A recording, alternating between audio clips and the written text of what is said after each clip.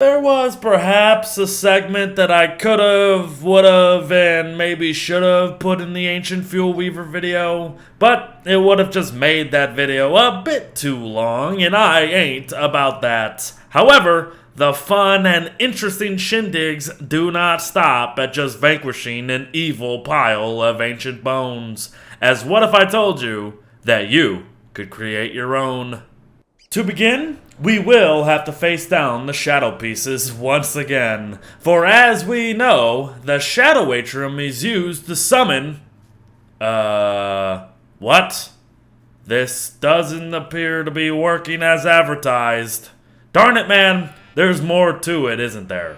Well, sure, but it ain't extravagant. Just wait till night, and soon you'll be in the presence of yet another animated skeleton. The forest variant, to be exact. The ancient wonder of the world is non-hostile, but still has that same minus 400 sanity per minute aura as the ancient Fuel Weaver. However, our new friend comes with the added ability to leave a trail of ferns, glowberries, and light flowers in their wake. And yes, you can pick them. He also has unique animations of him appearing to be in agony and thus falling apart, and that is actually due to his longing to be near the ruins. But come the dawning of the light, the beast will attempt to hide from it as if it is afraid, and it will ultimately crumble down, dropping all the fossils needed to create another odd skeleton, and the shadow atrium used to summon him as well. So, that just means you can easily spawn him in over and over again. But there is a way as to not have him just wander around aimlessly. But to do so, we are going to need a very special item. And the item in question only comes to you through the death of the big bad himself. But while I am down here, I might as well just give a couple tips for a solo attempt at him.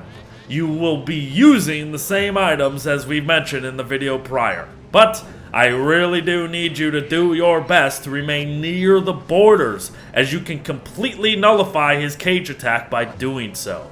Just remember, after his third attack, he is looking to trap you very shortly after, so be ready to move quickly. And it's a very good idea to have him chase you around the stupid little woven shadows when they start to spawn, as it will not only keep you from using your weather pane far too many times, it is going to keep you safe, as Fuel is not going to stop trying to trap you through this whole process. But when it is all said and done, you will not only walk away with some lovely bony accessories, you will have obtained what is known as the Shadow Thuripole, our sought-after prize of the day.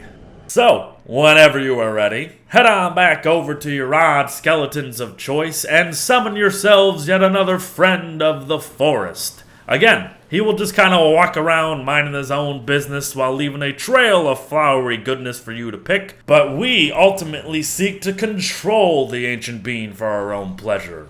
And to do so, we need to equip the Shadow Thuripole, and then, and only then, will he venture to your side and become your friend. You now have a follower of powerful, evil, and ancient origins. But careful though, our new companion pays no mind to our crafted structures and will destroy them upon walking over them. So that is why we can use him as our personal lumberjack to absolutely demolish rows of trees. He doesn't need to slam like Berger, and he won't look to smash your face in like Deerclops. And since he is non-hostile to everything, even if something attacks him, he will just ignore tree guardians and continue to follow you on your path to nature's destruction. Wonderful.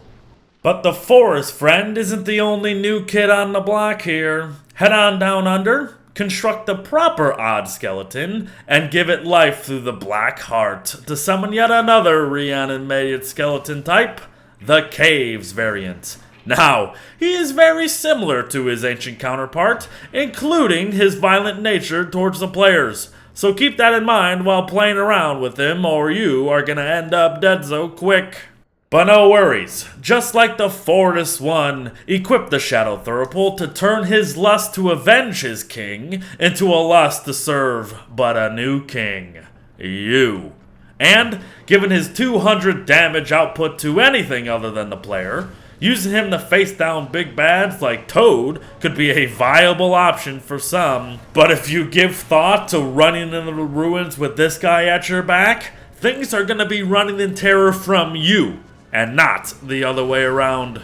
Careful now though. Make note that our cave companion will start to use his trapping attack once his health reaches near half, and it will impact you even if he is not hostile to you. I don't think I need to warn you of all the potential horrible losses of life that could bring.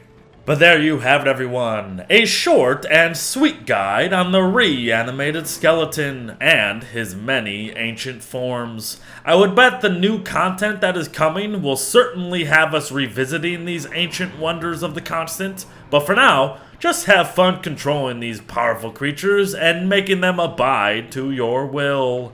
Thanks for watching, folks, and I'll see you in the next one. Bye-bye.